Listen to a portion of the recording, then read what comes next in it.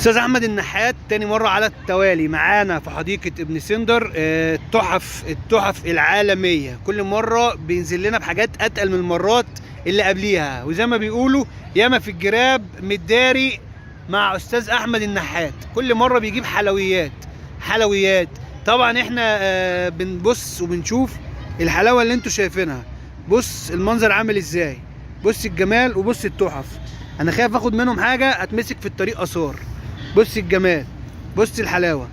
استاذ احمد النحات، هنقول رقم تليفونه يا شباب، اللي عايز اي حاجه يتواصل معاه. الحلويات اللي انتوا شايفينها دي كلها موجوده في ابن سندر، وموجوده اونلاين. لو هتشتري منه بالتليفون توفق معاه الدنيا، وان شاء الله تتفقوا على ميعاد للتسليم. من الناس المحترمه جدا والمتخصصه. يعني ايه متخصصه؟ يعني هو نحات في وزاره الاثار. برضه هو بيعمل سيبيا صناعي ممتازه، جوده عاليه جدا. انا جربتها ما شاء الله عليها. ناس كبار في المجال وفي الهوايه جربوها وابدوا اعجابهم الشديد بالقرص دوت وبالخلطه.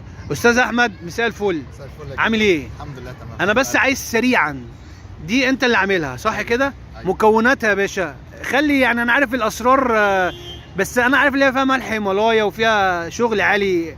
تمام. انت كله من الطبيعه؟ كله طبيعي، يعني كلها احجار طبيعيه. كله احجار طبيعيه. كله احجار طبيعيه عشان الاحجار دي بيبقى فيها المعادن والكالسيوم اللي الطائر بيحتاجها. وبرده ما نستغناش عن السيبيا، برده داخل فيها سيبيا مطحونه وملح هيمالايا. طبعا جاهز لاي اوردر ان شاء الله، جاهز لاي عدد ان شاء الله. طيب هناخد الرقم، وطبعا زي ما قلنا معاه برضو الميداليات الجميله ديت. كل انواع العصافير موجوده ميداليات، جاهز لاي اوردر، جاهز لاي رقم.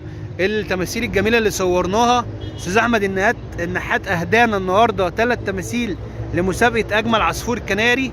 كل حاجه هتبان في الفيديوهات، كل حاجه اتصورت. كان يوم عظيم ويوم جميل. استاذ احمد ممكن ناخد رقم من حضرتك للتواصل؟ تحت امرك. في رقم مكتوب هنا تحت التمثال، ممكن اي حد تمام. ياخد سكرين شوت. واصل يا باشا، احسن من الصوت. واصل يا باشا. يبقى 0100 35 73 531 او 011 26 38 30 89. اي حاجه، عايز حاجه من استاذ احمد نحات، كلمه السر النهارده طيور روماني.